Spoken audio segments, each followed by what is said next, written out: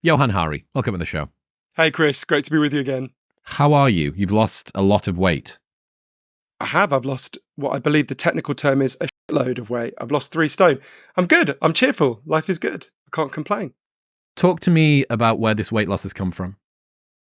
Well, I remember the exact moment it all began.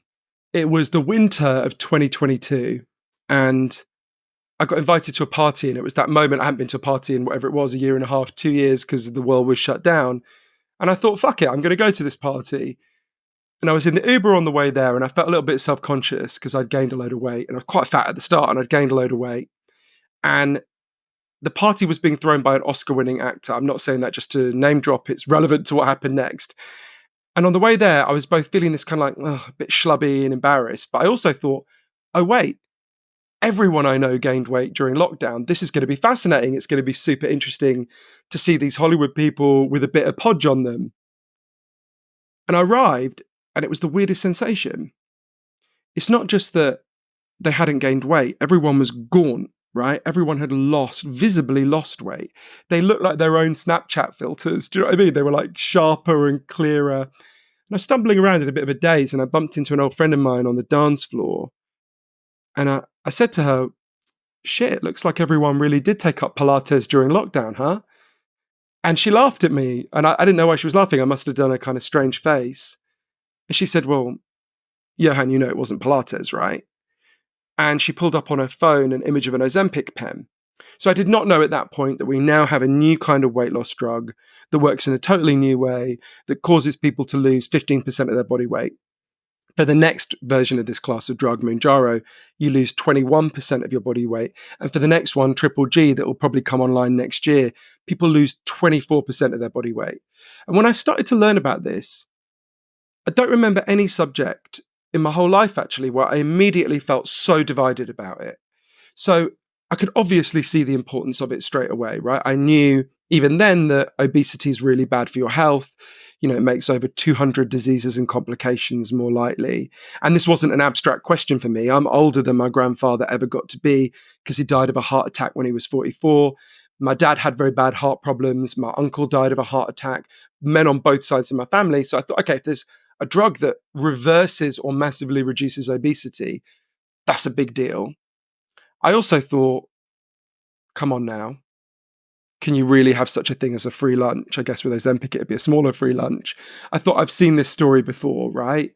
Every 20 years or so, going right back to the First World War, a new miracle diet drug is announced. And people stampede to get it, they take it in huge numbers, and we always discover it causes some horrendous, dark side effect. And it has to be yanked from the market, leaving a trail of, devastated people in its wake. And I was worried about lots of things. So really, to get to the bottom of this, for a year, I took the drug and I went on a big journey all over the world, from Iceland to Minneapolis to Tokyo, to interview a huge array of people on this, the biggest defenders of the drugs, including the people who made the breakthroughs that made it possible, the biggest critics of the drugs, everyone in between. And it's a weird thing that I'm sure will come out in our conversation, Chris. I learned a huge amount about the extraordinary benefits and the 12 disturbing risks of these drugs. I learned about the incredible effects it's going to have on the culture, including for people who don't even want to take these drugs. But got to admit, I'm still pretty conflicted. It's actually a pretty complicated picture where people are going to have to weigh for themselves the benefits and the risks. And are you still on it now? I decided to carry on taking it. After looking very closely at the benefits and risks, for me, the benefit that was just overriding is if you take these drugs and you had a BMI of 27 or higher when you start, it reduces your risk of a heart attack or stroke by 20%. So although I am very worried about some of the risks, including for myself, and I'm very worried for a lot of people I know taking them for various reasons, for me, that benefit just outweighed the risk. And So for it's me, a cost-benefit analysis. absolutely. All the way through this, we've got to be doing cost-benefit analyses between two things, really. The risk of continuing to be obese, which for me, realistically, is what would have been the case, right? I had tried dieting and exercise loads of times. I'd lost weight and it had always come back, versus the risks of these drugs. That won't be the choice for everyone. Clearly, if you can lose weight without these drugs, you should. It's obviously better, and there's a minority of people who can. and all credit to them. But for the people who can't, that's basically the choice we face. Now, we can make big changes as a culture so our kids don't face these choices. And I went to places like Japan that have made those changes where, there are almost no obese people and they're not in this fucking shitty trap. But for the rest of us, that's the choice we got at the moment. You mentioned the fact that every 20 years or so, there is a new miracle anti-obesity weight loss drug that gets released. Just how different is the GLP-1 agonists to what we've seen before? Well, it works in a totally different way, but I think it's worth just giving an example of one of those previous drugs. There's a lot of them. But let's think about one in the mid-90s called Fen-Phen that was talked about in exactly the way Ozempic is talked about now, right? Literally, the front page of Time magazine was the new miracle weight loss drug. So by 1995, 18 million prescriptions were written in the United States alone for this drug. And it was a combination of two things. It was an appetite suppressant called flexfluoramine, which had been around for a long time but made you very drowsy, so it was never that popular, with an amphetamine called phentermine, which had the advantage that it woke you up and also caused a bit more weight loss. And this drug was hugely popular and massively widely used. And then it was discovered it caused a series of horrific problems. It caused a horrific lung disease problem and caused heart defects, had to be yanked from the market. It led to the biggest compensation payout in the history of the pharmaceutical industry at that point, $12 billion. So obviously you come at this, and all the previous diet drugs have that trajectory, right? So you come at this with a lot of anxiety, rational anxiety, right? So these drugs work in a completely different way to all previous weight loss drugs. And there's one of the things that's weird about it is there's actually a big debate about what these drugs even do, which is a bit disconcerting. But here's what we know for sure. If you ate something now, Chris, don't matter what it is, after a while, your pancreas would produce a hormone called GLP-1. And GLP-1, we now know, is just part of your body's natural systems going, hey, Chris, you've had enough. Stop eating now, right? But that natural GLP-1 only stays in your system for a few minutes and then it's washed away. And then obviously you can just carry on pigging out if you want to. What these drugs do is they inject you with an artificial copy of GLP-1 that instead of sticking around just for a few minutes, sticks around for a whole week. So it has this weird effect. I'll never forget, the second day after I injected myself with Ozempic, I woke up, I was lying in bed, and I thought, oh, I feel something really weird. What is it that I'm feeling? And I couldn't place it. I felt nauseous, but I knew it'd feel that almost everyone feels nauseous. It wasn't that bad. So something else, and it took me a while to realize, shit, I've woken up and I'm not hungry, right?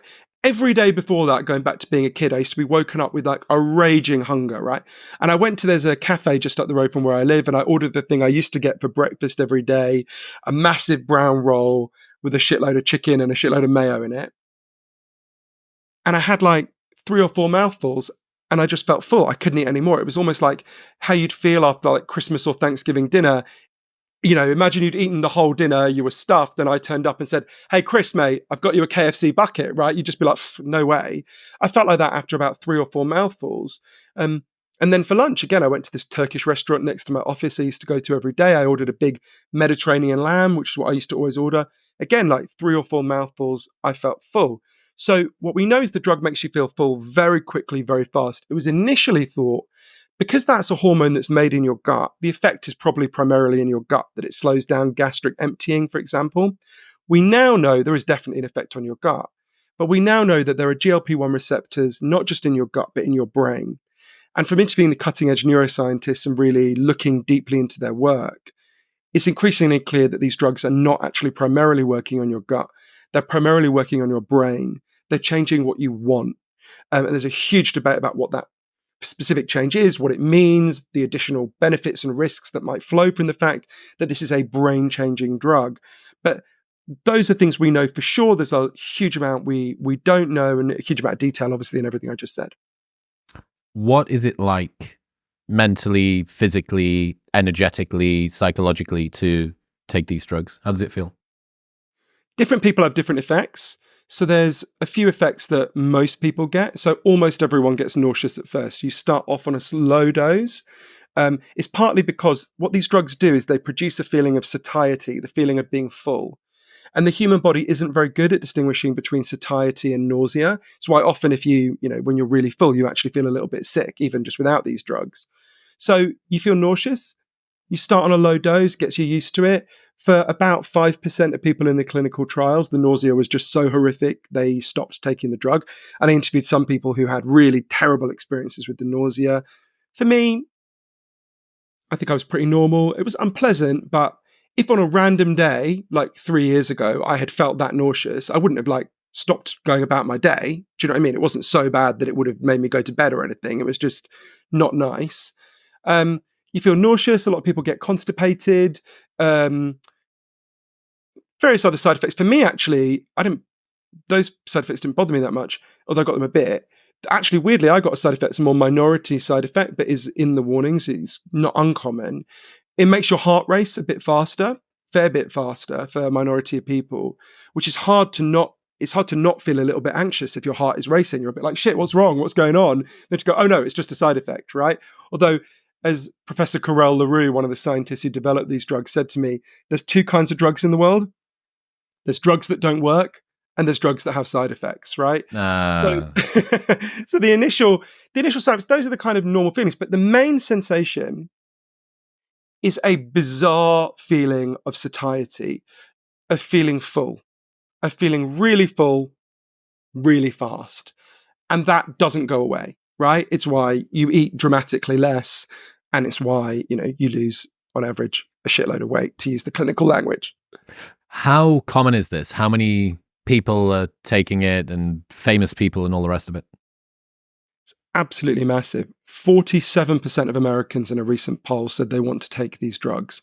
It's really worth pausing and thinking about. A lot of my book is exploring how the fuck did we get to this point where almost half the population feel they need to drug themselves to eat less, right? That's an extraordinary moment in human history. We actually know why it happened. So there's far more people want to take these drugs than can possibly take them, partly because every person who takes them then becomes a walking advertisement for the drug. I think, for example, about a guy I interviewed called Jeff Parker. He's a 67-year-old former lighting engineer in San Francisco, super nice guy. And he was very severely overweight. He was a pretty bad way. He had gout, he had kidney problems, liver problems. He was finding it quite painful to walk. Every morning he had to swallow fistfuls of pills from the doctor.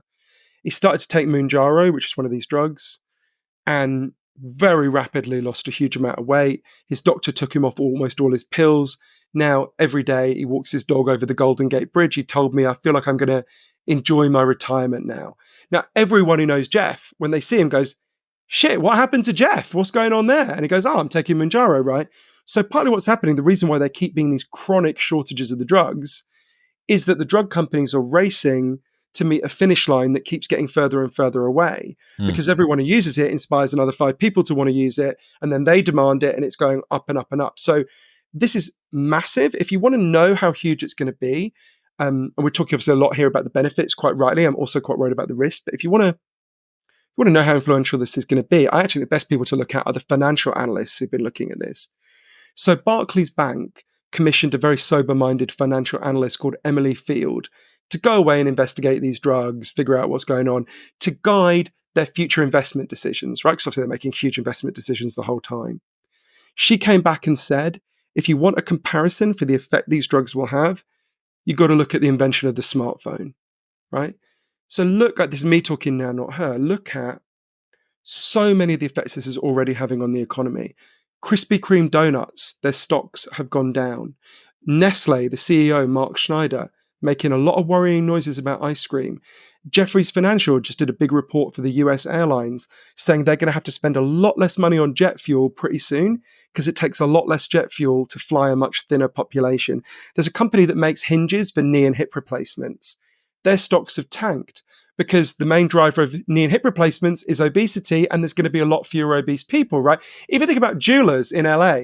Jewelers have had a huge run because people's fingers are shrinking so You're much on kidding Ozempic. me. People have had to have their wedding rings refitted, right? Wow. Wild situation. So if we had been talking in whatever it was, I think it was April 2007 when Steve Jobs first unveiled the iPhone, you and me would not have been able to game out, TikTok and Uber Eats and Hinge and all these other things that have transformed our lives, right, as the result of that moment. But I think we can begin to see some of the ways. I mean, we're going to have a situation, especially since 10 years from now, these drugs will almost certainly be a daily pill that costs about $1 a day.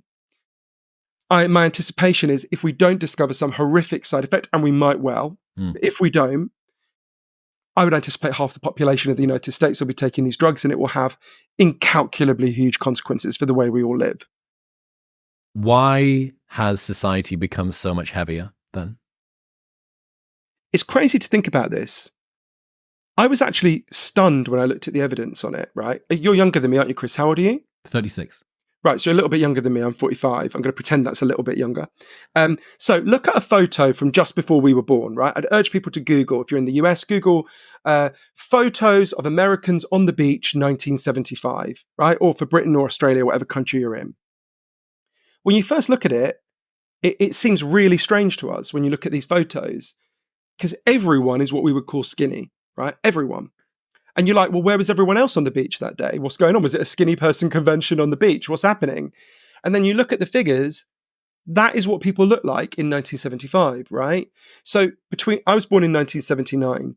Between the year I was born and the year I turned 21, obesity doubled in the United States. And then in the next 20 years, severe obesity more than doubled again, right? Britain, the country we're from, very similar. Year I was born, 6% of British people were obese. By the time I was, 45 now, it's 27% of British people. And it's put to understand, you've got 300,000 years where human beings exist and obesity is exceptionally rare.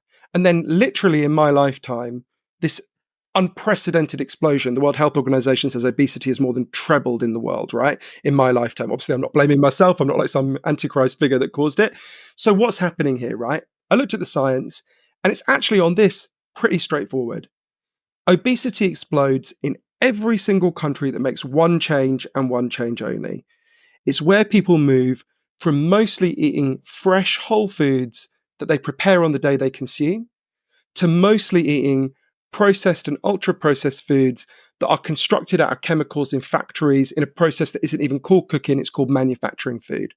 And it turns out this new kind of food, which our grandparents wouldn't even have recognized, and no humans before have ever eaten, affects our bodies in a profoundly different way. And it actually comes back to the word that we've been associating with these drugs, really importantly, satiety. These drugs this food undermines your satiety. It undermines your ability to feel full and to know when to stop eating. And there was an experiment, there's loads of evidence for this. I go through the 7 reasons why this food undermines our satiety. But there's an experiment that to me just totally distilled it. There's a professor, brilliant professor called Paul Kenny. He should have on your podcast, this brilliant person, who's the head of neuroscience at Mount Sinai in New York. And he grew up in Dublin in Ireland. And in the 90s, he moved to San Diego to continue his scientific research. And he quickly clocked Americans don't eat like British people, right? Sorry, don't re-offend the Irish if I say that. And it quickly clocked that Americans don't eat like Irish people did at the time, right? They ate much more processed and ultra-processed food. They ate much more sugary, salty food. And like many a good immigrant, he quickly assimilated. I see you haven't done this, Chris. And within a year, he gained 30 pounds. And he started to feel like this food he was eating wasn't just changing his gut, it was changing his mind, right? It was making him want different things.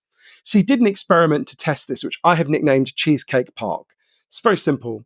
He raised a load of rats in a cage, and they had nothing to eat but the kind of healthy whole foods that rats evolved to eat over thousands of years, right? They've got it in pellet form, but it's the food they're used to, right? And when they've got that food, the rats eat when they're hungry and they stop. They never make themselves fat. When they've got the kind of food they evolved for, they have some kind of natural nutritional wisdom that kicks in and says, all right, mate, enough, right? Then Professor Kenny introduced these rats to the American diet. He fried up a load of bacon, he bought a load of Snickers bars, and crucially, he got a load of cheesecake. And he put it into the cage, and they still had the healthy food if they wanted it. The rats went apeshit for the American diet. They would hurl themselves into the cheesecake and literally eat their way out, emerging just totally fucking smothered with cheesecake, right? And all this nutritional wisdom they'd had when they had the kind of food they evolved for disappeared. The way Professor Kenny put it to me was within a couple of days, they were different animals, right? They ate and ate and ate and ate, and very rapidly they were all obese. Then Professor Kenny tweaked the experiment again in a way that, as a former junk food addict, seems pretty cruel to me. He took away the American diet and he left them with nothing but the healthy food. And he was pretty sure he knew what would happen. They would eat more of the healthy food than they had before, and this would prove that the kind of American diet expands the number of calories you eat every day. That is not what happened.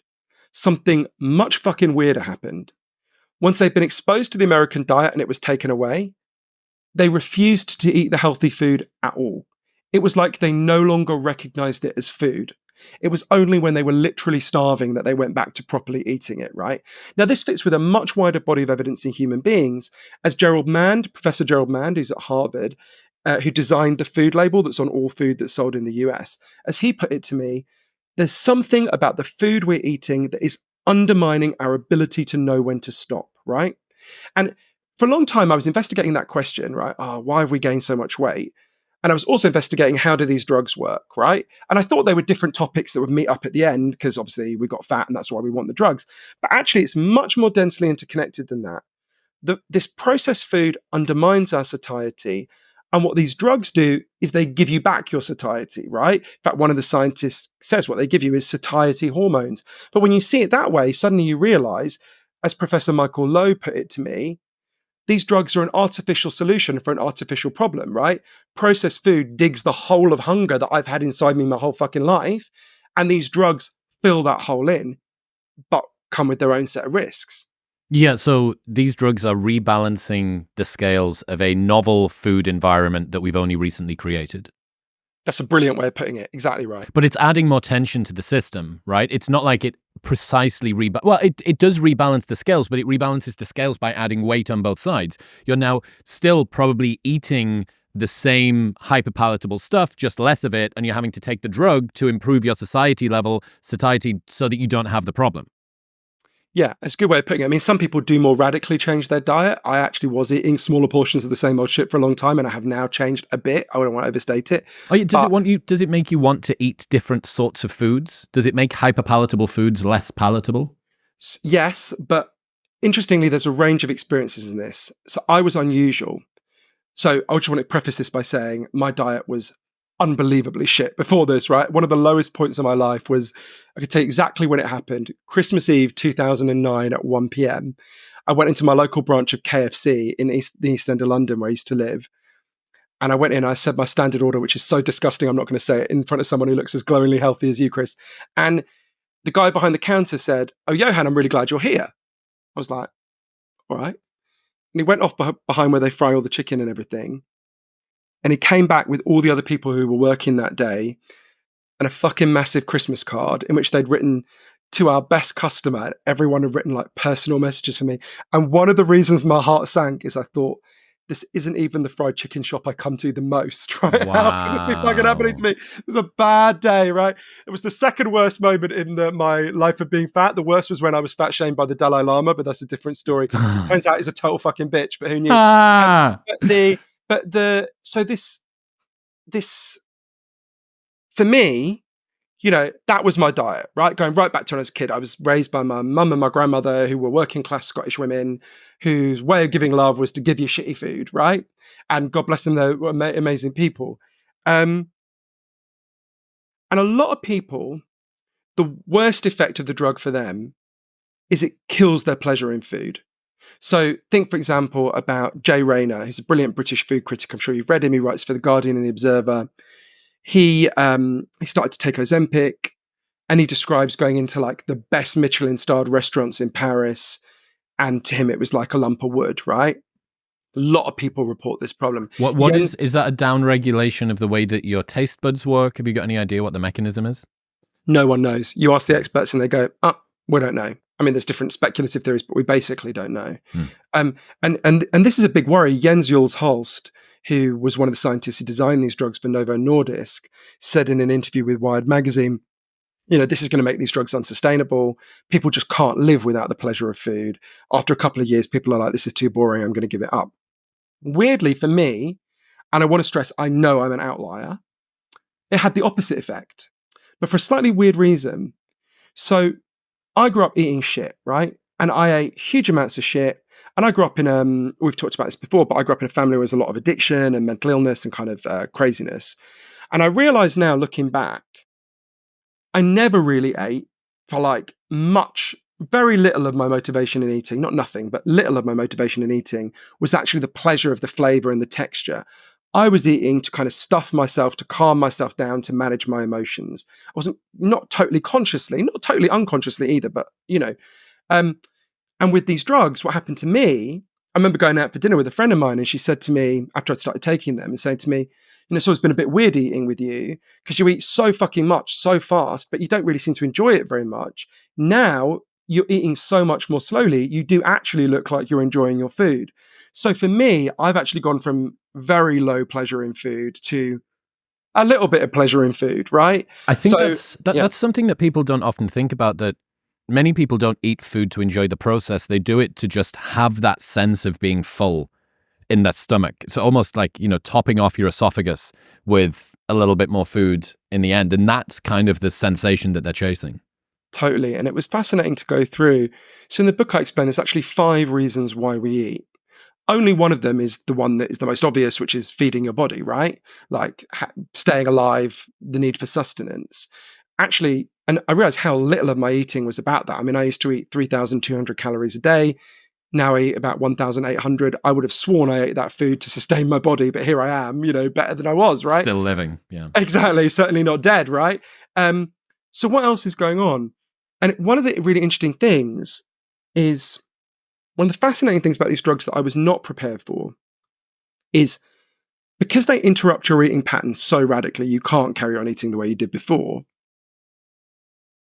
What they can do, for some people, not everyone, is they bring to the surface the underlying psychological drivers of why you were eating, right? Now, that can be a good thing. It can come to the surface and you can deal with it. But at first, it's quite painful. So I remember very vividly a moment I had an epiphany about this. It was 7 months into taking the drugs, and I was in Las Vegas. As you know, I'm writing a book about a series of murders that have been happening in Vegas that I've been researching for a long time. And I was researching the murder of someone that I knew and loved. So, it's a pretty unpleasant thing to do. So I had a rough day, and totally on autopilot, I went to a KFC I've been to 1,000 times. For people in Vegas, it's the KFC on West Sahara, which I maintain is the grimmest KFC in the whole world. And believe me, I've been to very many of them. But anyway, and I went in and I ordered what I would have ordered a year before, just a bucket of fried chicken, right? And I sat there and I had a chicken drumstick, and I looked at this chicken and thought, fuck, I can't eat this. I'm just going to have to feel bad, right? And Colonel Sanders was on the wall there, like he's in all KFCs. And it's like he was looking down at me going, hey, buddy, what happened to my best customer, right? So it definitely surfaces these strange and unexpected emotions. Now, that can be very dramatic, we know. So one of the best ways of thinking about what these drugs do for us, both the benefits and the risks, is actually to look at a parallel area of science, I think. These drugs have only been used for obesity for a couple of years. So we've got a fair bit of evidence, but, we'll know a lot more as the years pass. But actually, it's a very good comparison point, I think. Not perfect, but good, which is actually bariatric surgery. So up to now, it's been hard, certainly not impossible, but it's been hard to lose a huge amount of weight very quickly and keep it off sustainably over the long term, right? The best comparison point is bariatric surgery, things like stomach stapling, gastric sleeves, that kind of thing. So we can look at, well, what happens to people when they have bariatric surgery? Now, some of it is negative. Think about what we just said about comfort eating and the other psychological factors. We know that if you have bariatric surgery, your suicide risk almost quadruples in the years that follow. Quite shocking, right? Now, I think that maybe some of it is that the surgery is actually pretty rough and you have horrible physical effects afterwards for some people. That'll be a factor for some of them. But I think most of it is, look, by definition, if you needed bariatric surgery, you were severely overweight. So you were very heavily eating. A very large number of those people will have been using food to numb their emotions or comfort themselves or regulate their emotions. And if that's taken away from you, you can't do that after bariatric surgery. For a lot of people, that will, at least for a while, manifest as just profound psychological distress. But you also see, if you look at bariatric surgery, the staggering benefits, right? So it's a really rough operation. 1 in 1,000 people die during the operation, right? It's no joke. But if you survive it, why does anyone do it? It's because the benefits of reversing or reducing obesity for your health are staggering. If you have bariatric surgery, in the 7 years that follow, you are 56% less likely to die of a heart attack. You are 60% less likely to die of cancer. You are 92% less likely to die of diabetes-related causes. And it's so good for your health that you're actually 40% less likely to die of anything at all, right? That's how good it is for you. So you begin to see, again, that very difficult cost-benefit analysis, right? You get huge benefits to your health from reversing obesity, but there's psychological costs, and there are also costs with these drugs, physical risks and dangers that you don't get with bariatric surgery. What about the people who say, this is all bullshit, can't you just diet and exercise? Yeah, I mean, I kept thinking that to myself the whole way through. I remember a few months into taking them, I'm sitting there, I was having dinner with my friend Dave. He was eating a massive chicken schnitzel. And I was talking to him about benefits and risks, right? And I'm going, oh, there's benefits of the drugs, benefits of risks. And Dave said, what the fuck are you talking about, Johann? There's a third option. I've seen you do it. Go on a fucking diet, right? Like exercise. I've seen that when you do that, you lose weight. And, I had done that many times and it had worked, right? So I spent a lot of time looking at the science of dieting and what we actually know about it. So a few things we know for sure. If you understand the laws of physics, you know this is true. If you burn more calories than you consume, you will lose weight, right? No one disputes, or no sensible person disputes that, right? So you hear that, and yet you look at the evidence, most people on diets over time do not lose weight. And you're like, what's going on here? So I went and interviewed the leading expert on diets in the world, from my point of view, brilliant professor called Tracy Mann, who's in Minneapolis, who's done, I think, some of the most important and cutting edge research on the effects of diets, particularly on the long-term effects of diets. And when she started to study this in the year 2000, the science was very clear and gave very solid advice. Diets work. So she looked at this, and there were many thousands of studies demonstrating this. But she noticed something a bit weird about these studies.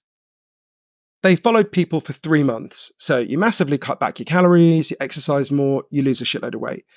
And at the end of those 3 months, it just assumes, well, now you live happily ever after at this lower weight. And there were, a few thousand studies that also looked at people for 6 months, and they found broadly the same thing.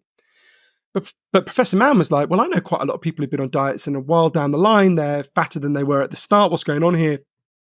So she looked at, well, what do we know about people who diet for like longer than that, for like 2 years, for example? At the time, there were 24 studies on that. And when she looked at their results, it was completely different. If you diet for 2 years, you are at the end of it 2 pounds lighter than you were at the start, which is not nothing. It is statistically significant, but it's shockingly low, right? So it's like, well, what's going on there? What's happening? 10 grams per week or something across the space of 2 years. Exactly. It's not a lot, right?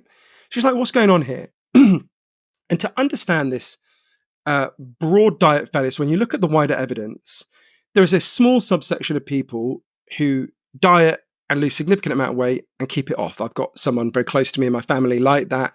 Everyone knows someone like that. But the evidence is pretty clear as well. In the longer term, they are statistical outliers, right? They exist. They're very real. It's certainly worth trying to be one of those people. But they're about 10 to 15% of people, right, who try dieting. And pretty much every fat person has tried dieting. It's very rare you get one who hasn't. So what's going on with the others, right? What's happening? And to dig into this, I interviewed loads of experts on it. And this is contested, much debated, but I think the evidence is pretty clear around one set of things. So if you go back to the 70s, before the obesity crisis happened, people were pretty sure they knew the science of this. They thought that when you were born, you had what was called a biological set point that determined your weight. Basically, your genes say what you're going to be, and you can go a little bit above it or a little bit below it, but not by much, right? If you think about your body temperature, you get a good analogy, right? Your body really wants you to be whatever it is, 40 degrees centigrade, right? It fixes your temperature at that. If you go above it, say you go to the Sahara Desert, it will make you sweat like a fucker to bring your body temperature down. It will make you crave shade. If you go below it, like you go to the Arctic, it will make you shiver like a fucker to get your weight back up. Your body works extremely hard to keep you at that biological set point for your temperature. And they thought there was something similar for weight. You can try and go outside it, but your body will fight to bring you back to that set point. But then the obesity crisis happened and the whole thing went out the window, because if you had a fixed set point from birth, how could it be that, obesity more than doubled in 20 years, right? It makes no sense. But then what some scientists like Professor Michael Lowe began to argue is something a bit different. You do have a biological set point, but as you gain weight, your biological set point rises. So let's imagine that you gained like 3 stone now, Chris. Right? Please don't. It would be a tragedy for gays the world over. But if you did, your brain, in this theory, would then fight to keep you at that higher weight. And there's a lot of evidence for that. We know that if you gain weight and try to lose it, your metabolism slows down, so you burn calories more slowly. You crave more sugary, fatty, salty foods. You're more lethargic, so it's harder to exercise. These things are not impossible. You can overcome them, but it's a whole strain of obstacles. And the evidence for that is really clear, particularly metabolic slowdown. But I remember scientists kept explaining that to me. And after a while, I said to a load of them, this doesn't ring true to me, because why would evolution endow us with such a maladaptation, right? That's obvious. Why would evolution make us want us to be really, really fat when that kills you, right? And Professor Lowe and lots of other people explained to me, you've got to think about the circumstances where human beings evolved, right? In the circumstances where human beings evolved, the situation we now live in, where there are just a massive number of abundant excess calories all around you all the time for your whole life, never happened, right? Or would have been extraordinarily rare. It certainly would have lasted over your whole life, right? So evolution didn't prepare us for this scenario because it never happened for the first 300,000 years we existed. What evolution prepared us for is a very different situation that existed frequently, which was the risk of famine, right? So you weren't at risk of being surrounded by calories, excess calories the whole time. You were at risk of calories running out at any moment and you being fucked. And you think about a famine. In a famine, the fattest guy at the start will be the last man standing, right? Timothy Chalamet will die in week 1, and me at my fattest will cry over his corpse and still be alive a month later, right? So you can see, when you see it from that perspective, the circumstances of our evolution, why, as Dr. Giles Yeo, one of the leading obesity specialists in Britain, put it to me, your brain hates it when you lose weight and will fight to drag you back to your highest weight. It's preparing you for a famine. But in our case, it's preparing us for a famine that will never come, right? Now, some people argue that in the huge debate about, so I think that's why diets fail for most people, right? It's interesting to think about, well, what's going on with that minority who do manage to break it? We can talk about that. But for me, that also leads to an interesting debate about the drugs, because there's a huge debate about, given the drugs work on your brain, we now know that, right?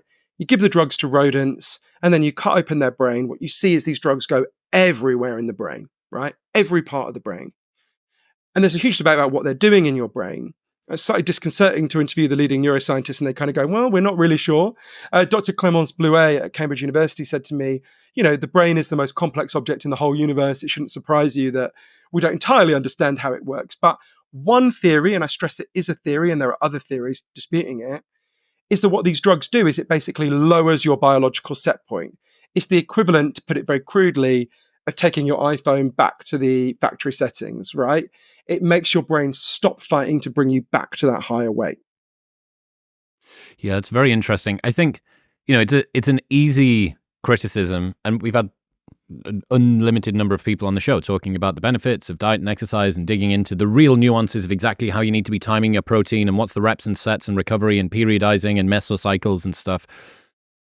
But the research suggests that most people who start diets and try to lose weight through diet and exercise don't. And, you can say, and many people probably will, these people just need to be less psychologically weak. They need more willpower. They're not working hard enough. It's like, but that's a fine rationale, narrative to push forward. But ultimately the evidence doesn't show. I don't know how much you can castigate or shame people into trying to lose weight. I don't know if that's going to work. Yes. Is diet and exercise a very reliable route out of this? Yes. Would it be best if everybody could do it through that? Yes. But does it seem to be a reliable route to it not working over a 2-year plus time span? Also, yeah. And I kind of get the sense that given that we're in such a novel food environment, hyperpalatable processed foods, it has become an unfair fight for many people who perhaps 40 years ago would have been able to lose weight through diet and exercise. But the environment that they find themselves in now, their particular orification psychology is outgunned. That's a really smart analogy. I mean, actually, what we know is that 40 years ago, they wouldn't have become fat in the first place. And if they did, they would have found it easier to get it off. But I think in terms of the willpower argument, I really like how you just framed that, Chris. In terms of willpower, so there are people who deny that willpower exists or can be used for weight, and they're just obviously wrong, right? Willpower is a real phenomenon. It exists. Everyone listening will have exercised willpower at some point in their life in relation to food, right? Of course, sometimes you turn down dessert or whatever, even if you're the fattest person in the world. Sometimes you say no to something, right?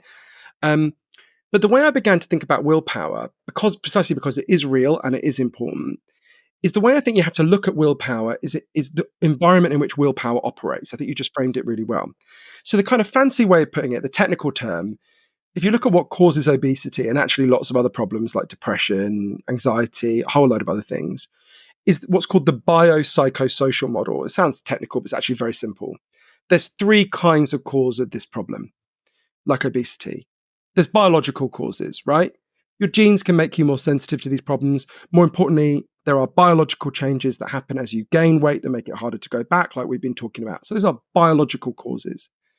There are psychological causes that drive eating. We talked about comfort eating, for example. That's just one of them. If you're a man who loses his job, you're way more likely to gain weight. And that's partly like just feeling like shit because you've lost your job and haven't got another one, right? And your sense of purpose. But there's lots of others.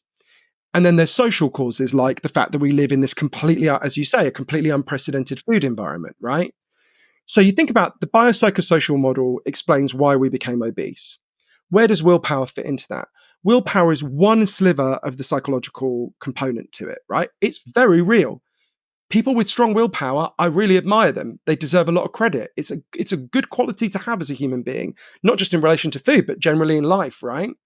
But the way I think of it is it's like an umbrella in a really powerful storm, right? Some people are going to hold that umbrella and they're going to be able to get through the storm and get to their destination and be dry. But because the storm is so bad because of all these other factors, for most people, the umbrella is just going to break, right?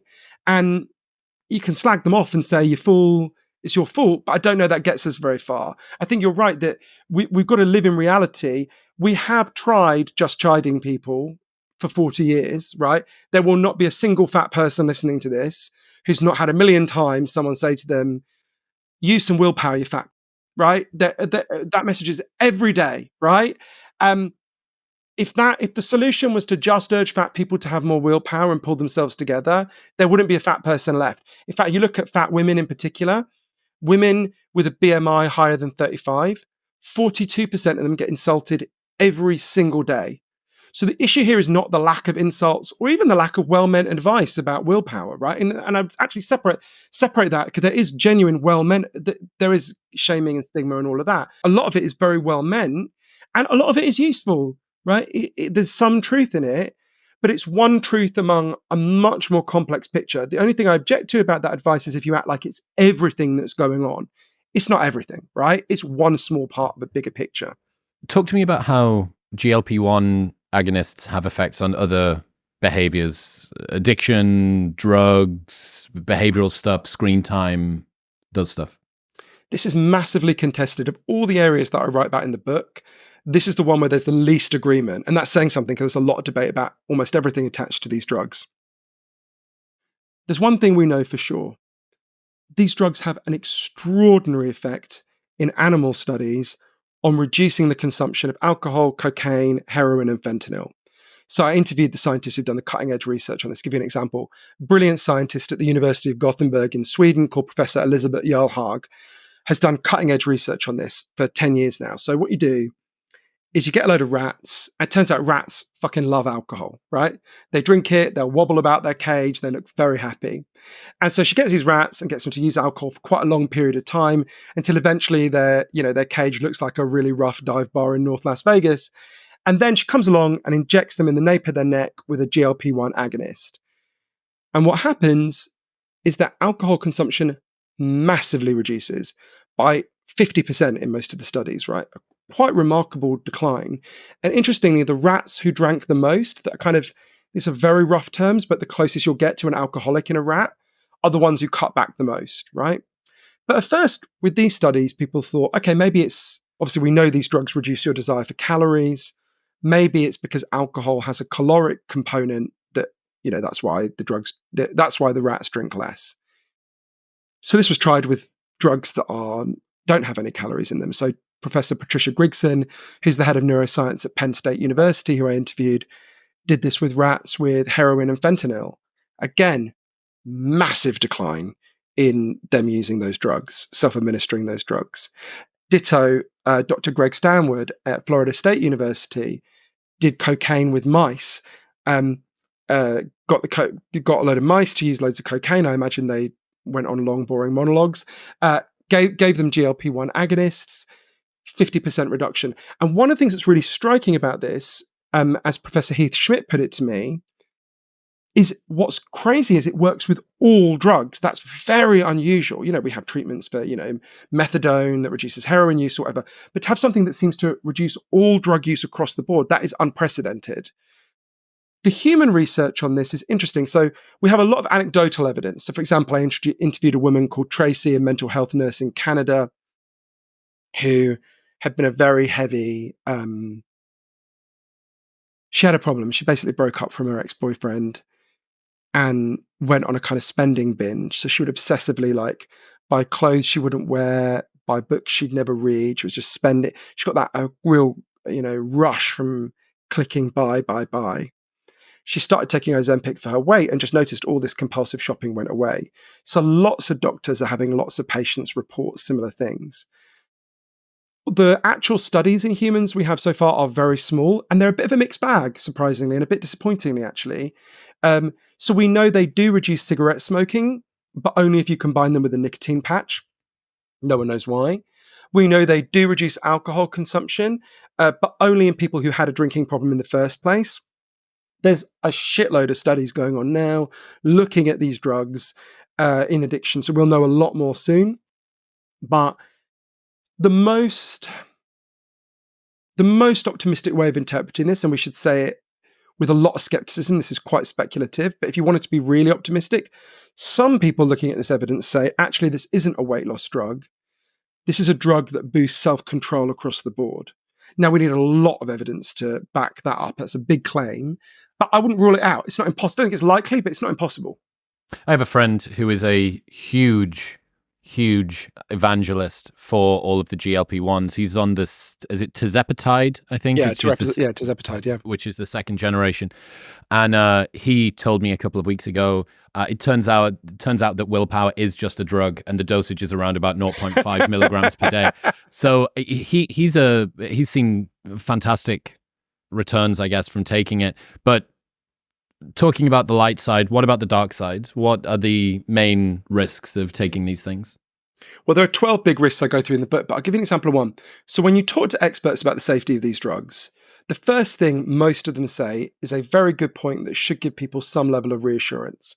They say, look, actually, we've got loads of evidence about what these drugs do to people because diabetics have been taking them for 18 years. So for people who don't know, in addition to having these effects on your appetite, these drugs also stimulate the creation of insulin, which is obviously what diabetics, both type 1 and type 2, need. So 18 years ago, we started prescribing them all over the world. Hundreds of thousands of diabetics have been taking them. So what a lot of the experts say, look, if these drugs had some terrible short or medium term effect, we would know by now. If they gave you horns, the diabetics would have horns by now, right? But what some other and that's a very good point. There's a lot of legitimacy in that point. But what some other experts said, okay, if we're going to base our conviction on the safety of the drugs largely on the diabetics, let's dig a little bit more into what's actually going on with the diabetics. So I'll give you an example. There's a brilliant scientist called Professor Jean-Luc Fahy, who's at the University Hospital in Montpellier in France, who I interviewed, who was commissioned by the French Medicines Agency to investigate the safety of these drugs for the French market. So he looked at what's called the preclinical evidence, the experiments on animals first, and was quite taken aback by something, which is if you give these drugs to rats, you really significantly increase their risk of thyroid cancer. And we know that you have GLP-1 receptors not just in your gut and in your brain, but in your thyroid. So there's a plausible mechanism of causation there that, if you're fucking with GLP-1, you might fuck with your thyroid, right? To put it in slightly unscientific terms. So he went to the French medical databases. They have really good medical databases because you basically can't opt out of them in France. They don't have the equivalent of HIPAA.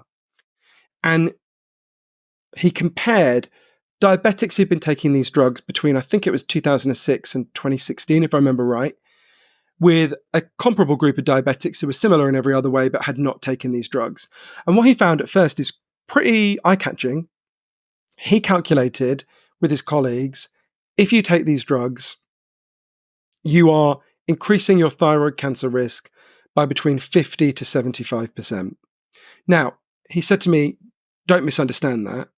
That doesn't mean if you take the drug, you have a 50 to 75% chance of getting thyroid cancer. If that was the case, we'd be having bonfires of Ozempic all over the world.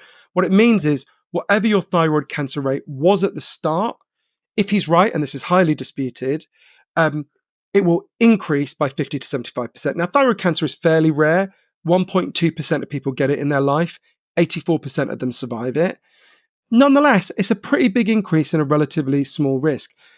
But against that, you have to weigh, and this always comes back with all these risks, to what is the cancer risk just from being obese and continuing to be obese. I have to say, of all the things I learned for the book, I'm a bit embarrassed to say this. The thing that most shocked me was the thing I thought I had known since I was a little boy. I'm pretty sure at any point in my life, if you'd said to me, if you're obese, is it bad for your health? I would have said yes, right? From when I was like 5 or something. But I was stunned by the evidence for how bad obesity is for your health, or just being overweight, never mind obese, right? So think about it in relation to cancer. As Cancer Research UK, the biggest cancer charity in Britain, explains, if you carry excess weight, it doesn't just sit there in your body. It's not inert. It's active. It sends signals throughout your body. And one of the signals it can send is for cells to divide more rapidly, which can cause cancer. This is why obesity is, in fact, one of the biggest causes of cancer in the United States and Britain, right? But it's quite shocking, the figures, when you look at them. And that's just one of an enormous array of effects of obesity. So whenever you're looking at the risks of these drugs, and that thyroid cancer is a very risk is alarming. And it's why, if anyone listening, if you have thyroid cancer in your family, I don't think you should take these drugs. If you have any reason, or certainly if you've had thyroid cancer before, you definitely shouldn't. Anyone who has any reason to believe they're at risk of that, I'd say it should weigh very heavily on you, that risk. But again, you've got to weigh it against these, what for a lot of people realistically will be the risk of obesity. As Dr. Shauna Levy, who's an obesity specialist at Tulane University School of Medicine in New Orleans, said to me, we don't know the long-term risks of these drugs, but we do know the long-term risks of obesity, and they are shocking. I think I'm right in saying that rats or mice have a special type of receptor on their thyroids as well, so that some of the studies that are done on them aren't necessarily portable across onto humans in the same way. That was something that I learned while I was away a couple of weeks ago. What about muscle mass? What does it do to muscle mass? This is a really big issue. So any form of weight loss, on average, causes a loss of muscle mass. Weirdly, that hasn't happened with me, but I think that's because my muscle mass was so fucking puny at the start. We'll get you in the gym. We'll get exactly. You in the gym. You'll lure me there, Chris. You're the one of few people who could. So what we know is most people shed muscle. I know you know this much better than I do. Any form of weight loss generally causes a loss of muscle mass, which is the total amount of soft tissue in your body. Obviously, you need it for things like climbing the stairs, getting up out of the chair, movement. And we know that this is risky. It's not that risky if you're in your 30s or 40s, but as you age, you shed quite a lot of muscle mass each year. If you're going into the aging process with depleted muscle mass, low levels, it massively increases the odds that as you age, you'll develop a condition called sarcopenia, which means poverty of the flesh, which is basically where you just can't fucking do anything. You can't climb the stairs. You can't get out of a chair on your own. You're much more likely to fall over. If you do fall over, you're much more likely to die. And this is particularly worrying because I would argue there's sort of two categories of people here. I mean, this is a very broad brush statement, but there's people who are like that guy, Jeff Parker, I mentioned in San Francisco. There's people who are overweight or obese who are taking these drugs to come down to a healthy weight. I think that's very defensible. Although plenty of people in that position look at the other 11 risks and think, well, it's not worth it for me. But that's very defensible. Then you've got people who are already a healthy weight or in fact are underweight who are taking it to be super skinny, right? We can all fill in name of famous actress here, right? Think about people at that party I went to. None of them were obese, right, at the start, far from it. They are particularly incurring this muscle mass risk. That won't show up now, but it could really pose problems for their health as they age, and it could create a kind of ticking time bomb problem. Population where, half the people are taking these drugs, that could have a real problem when people are aging if they're taking too high a dose or they're taking it to be super skinny. What do you think the introduction of these drugs means in a world where people are more concerned with their appearance than ever before? It's a complicated question. The worst moment for me when I was working on the book was a moment with my niece. So she's I can't bear to say that she's 19 years old now, but she's the baby in my family. She's the only girl in her generation. So in my head, she's fixed as a 6-year-old, right? Whenever she has a boyfriend, I always want to go, get away from her, you fucking pedo. But they're always like, oh, well, she's an adult woman now. And one day, I was, I don't know, 4 or 5 months into taking the drugs, maybe, I was FaceTiming with her. She was in a pub in Liverpool. And she was kind of teasing me, going, oh, I never knew you had a neck before, I never knew you had a jaw, right? But saying I looked good, and I was kind of preening. And then she looked down and she said, will you buy me some Ozempic? And I laughed because she's like a perfectly healthy weight. And suddenly I realized she meant it. And I thought, fuck, what am I doing here, right? Am I counteracting all these messages I've given her since she was a little girl? And we know that if you change the kind of the beauty norms, particularly women are vulnerable to this, or men are vulnerable in a different way, because men generally want to become bigger rather than becoming smaller. Yeah. Exactly. Which certainly, of course, as you know very well, has all sorts of problems that you've discussed on your podcast, but that's a different thing, right? So set that aside for a minute. I'm not worried that these drugs will affect that. Although there are plenty of things to worry about in relation to that. With girls, so think, for example, a really weird fact. Between 1966 and 1968, the percentage of girls who thought they were fat exploded. Percentage of girls who were unhappy with their bodies, right? It's a very short amount of time. You're like, well, what happened between 1966 and 1968? What happened is there was a famous model named Twiggy who was just naturally extremely thin, who was sort of presented as like the face of beauty, the face of the 60s. And suddenly people looked at her and were like, well, shit, I don't look like Twiggy. I don't like my body, right? So we know when a body norm changes, a beauty norm changes, it can change. Well, it changes how people feel about their bodies, right? So I'm really worried for young girls in particular about what I think about, just even like my niece, all the actresses she likes or pop stars who were a little bit kind of broader range of body types. They're all fucking bone thin now. And by the way, they all claim that they're doing Pilates, or, I don't know, maybe there's been an outbreak of dysentery in Malibu or something. But, what's that doing? I mean, the biggest worry I have, if you said, this is not a worry I have for myself, but if you said, what is my single biggest worry out of the 12 for these drugs? My biggest worry is what it'll do with eating disorders, right? So even before the pandemic, we had the highest level of eating disorders in the history of the United States and Britain. And then during the pandemic, it actually rose. That's obviously overwhelmingly young girls. It is some young boys, but it's mostly young girls.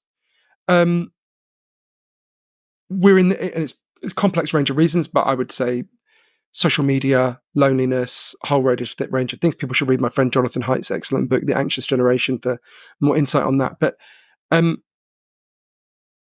what these drugs do, anyone who's known anyone with an eating disorder knows they're in a conflict. There's the psychological part of them that wants to starve themselves, and there's the physical part of them in their body that wants to stay alive and eat. And what these drugs do is give you an unprecedented tool to amputate your appetite, right? This is why eating disorders experts are extremely worried about people like Dr. Kimberly Dennis, one of the leading eating disorders experts in the US who I interviewed, are extremely worried about, this could produce an opioid-like death toll of very large numbers of young girls who would not have been able to kill themselves without these drugs who are. Now, there's something we can do to massively reduce that risk, which is, at the moment, anyone listening, you can just go online and get these drugs on Zoom. You see a doctor on Zoom. Well, that's how well is a doctor able to assess your BMI on Zoom? Not very, right? So Dr. Dennis argues, I think very persuasively, you should only be able to get these drugs from in-person appointments with doctors who are trained in spotting eating disorders. Obviously, if you have a BMI lower than 27, they should not give it to you. Hmm. And if they suspect you have an eating disorder, they shouldn't give it Right, to you. because people are basically enhancing their ability to access malnutrition. That's a brilliant way of putting it. That's exactly right. And malnutrition is a huge, huge risk here. That's exactly correct. What happens if you stop taking it? There's a bit of a debate about this, and we don't have a lot of good evidence. It looks like you regain all the weight pretty quickly. There does seem to be a subsection of people who use it to interrupt their habits, develop new habits, then come off the drug and remain at a lower weight. But people have only been using this for obesity for a couple of years. We basically don't know. What the drug companies are saying, and bear in mind they obviously have a strong vested interest in wanting you to take it forever because they get more money the more you buy. They say it's like blood pressure medications, it's like statins. They work as long as you take them. You stop taking them, they stop working. That does seem to be the case for most people. I wonder how many people are going to be confronted with a bit of an existential crisis when they lose a ton of weight by taking these drugs, and it's revealed to them that being overweight wasn't the root of all of their psychological problems, because you're now skinny, but still miserable. I think that's a really important question. Carel LaRue, who I mentioned before, I think, a brilliant expert and who has also done a lot of work on bariatric surgery. He said he thinks that's one of the reasons why the suicide rate goes up so much after bariatric surgery. That a lot of people imagine what's wrong with my life is that I'm fat. And if I was thin, I'd be okay. And then they lose all this weight, and their husband's still a prick, and their job's still shit, and their life isn't what they wanted it to be. And they're forced to confront, oh, actually, while this will obviously have benefits for their physical health, it's not resolved all these problems magically, right? I do think there's a lot of truth in that. What about women who are either going to become pregnant, trying to become pregnant, are pregnant? Is there dangers for them? Yes. So what we know, again, in animal models is rats who get pregnant when taking these drugs, or given these drugs in the case of rats, are much more likely to have children with birth deformities. You're advised to not take these drugs if you're trying to get pregnant, but of course some people will just accidentally get pregnant or whatever. I'm worried. I'm quite worried about that. And it could be that there's some immediate short-term effect, but that seems unlikely because it would have probably shown up in the diabetics by now.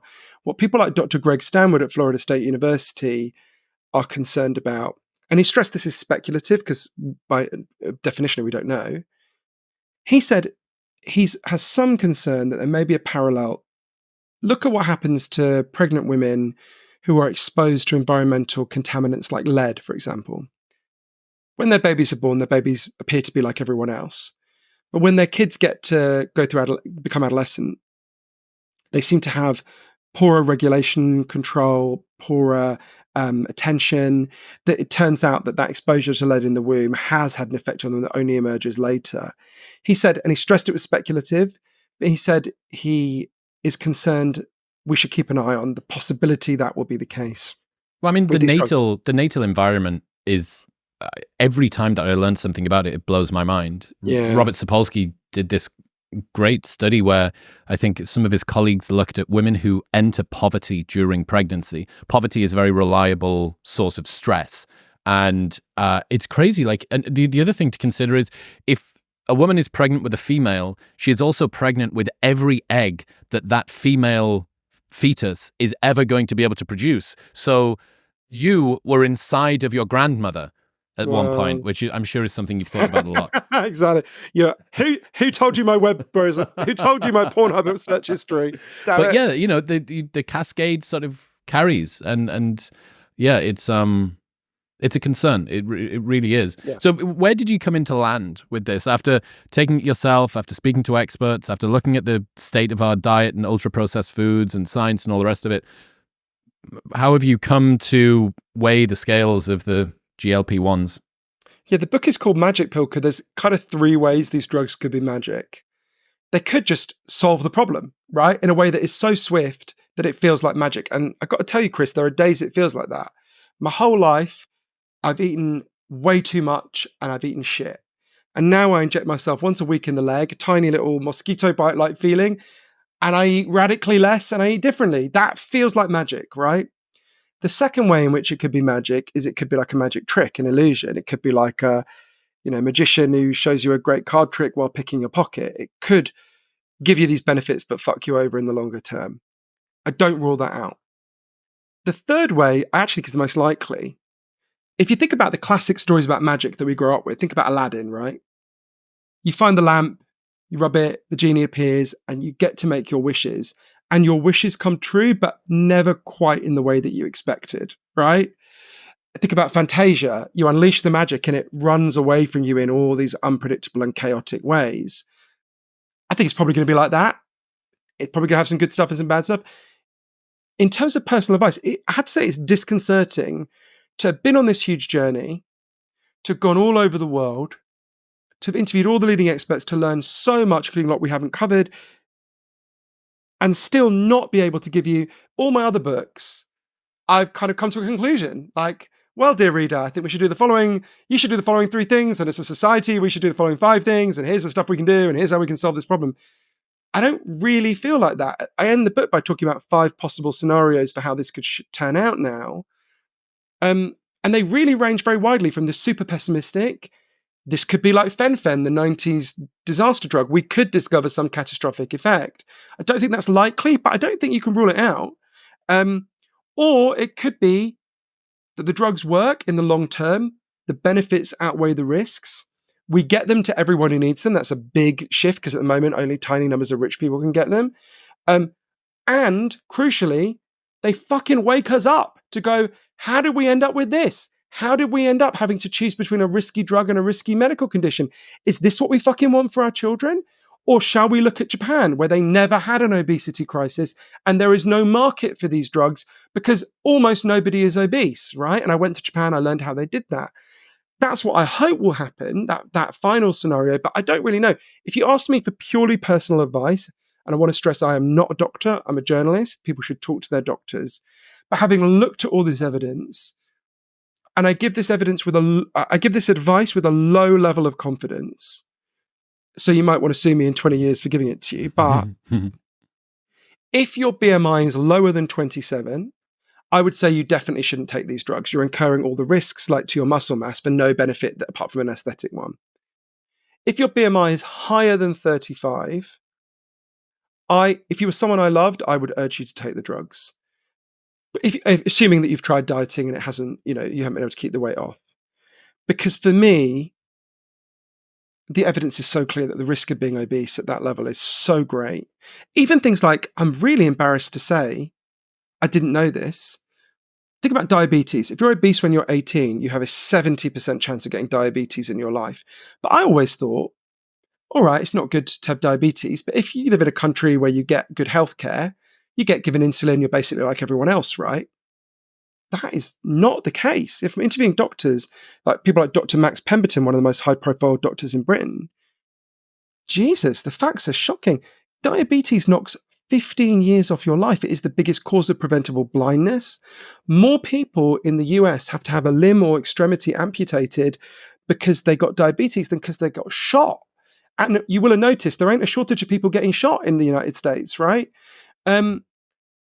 And that's just diabetes. I mean, Dr. Pemberton said to me, as a doctor, if you gave me a choice tomorrow between becoming diabetic or becoming HIV positive, no contest, I'd choose to become HIV positive. If you get HIV and you get treatment, you live as long as everyone else. That is absolutely not the case with diabetes. You die sooner and you're much more likely to have a horrific last few years of your life where you are blind, demented, lose a limb, agonized. I mean, it's really, and that's just diabetes, right? So if your BMI is higher than 35, that would be my advice. If your BMI is between 27 and 35, I think it's a much harder judgment call. And I would recommend you go through the risks of obesity in the book, the risks of the drugs in the book, really think about which one is more likely to play out for you, and really what your risk appetite is, right? Different people have different. I have great respect for people who come to one of the things I've really liked about the reaction to the book so far is some people read the book and go, I really like this book. You've made me be convinced that I must go out and get these drugs tomorrow. Other people have said to me, I really like this book. You made me convinced you'd be fucking insane to take these drugs, right? It's a bit like, what was The Dress, where some people saw it as, what did they see it as? The blue and green or the black and gold or whatever. Exactly. I saw it as black and gold, right? It's a bit like that. I'm fascinated by how people read the book and come to completely different conclusions and are absolutely convinced that I shared their secret conclusion all along. So I feel it makes me feel like I sort of did my job right. But I think we don't know. One thing I'm completely confident of is the stakes here are unbelievably high. This is, by some measures, the biggest cause of death, preventable cause of death in our societies, right? Gerald Mann, who I mentioned before at Harvard, says obesity and food-caused illnesses kill 678,000 people in the United States every year. That's all the wars of the 20th century for American soldiers combined, plus some, right? Every year. So whether we get this right will determine whether lots of people live or die. I think these drugs are an interesting and important tool. The way I think of it is, for a lot of us, we're in a trap, and this is the rusty, risky trapdoor we're being offered. We've got to change up the way our society works so we're not in this fucking trap, and we can change it so that our kids really won't be in this trap. We can do that. I go through how we can do it. I've been to places that have done it. But for now, we're facing a pretty shitty decision, and we've got to think it through in detail. Johann Hari, ladies and gentlemen. Johann, where should people go? They want to keep up to date with everything that you're doing. If they go to my website, it's johannhari.com. If they want to know more about where to get the audiobook, physical book or ebook, you go to magicpillbook.com. I meant to say you can get it from all good bookshops, but the truth is you can get it from shit bookshops as well. We don't have like a quality test, you know. But yeah, I'm very glad. I don't know if I said this to you last time I spoke to you, Chris, if it had already happened or not. But I had this really unfortunate moment at the end of a podcast. Must have been a couple of years ago, probably before we spoke. I was interviewed by someone, I won't say who, but it's quite a high profile podcast. And at the end of it, the guy said, "What's your Twitter?" And I said it. And he said, "What's your Instagram?" And I said it. He said, "What's your Facebook?" And I said it. And then he said, "What's your Snapchat?" And I said, I am a 45-year-old man. The only 45-year-old men on Snapchat are certainly pedophiles, right? Why else would they be on there? And he didn't laugh at all. And I've got a bad habit. If someone doesn't laugh at my jokes, I lean into it more. So I said, you know that TV show To Catch a Predator where they sort of catfish pedophiles? I said, the next season of To Catch a Predator should be they just go up to adult men in the street and say, what is your Snapchat handle? And if they've got one, fucking throw them in the van, right? That's it. Immediate imprisonment. He didn't laugh at that. I later looked him up, and he's quite active on Snapchat. So my goal now in all podcast interviews is to get through it without accidentally accusing the host of being a paedophile. Right. Well, so far, so good. Hooray. Congratulations. Thanks so much, Chris. Yeah, I appreciate really you. Always enjoy talking to you. You ask really good questions. Thanks, Chris. Thank you. If you enjoyed that episode, you will love a selection of the best clips from the podcast over the last couple of months, and it's available right here. Go on. Give them a watch.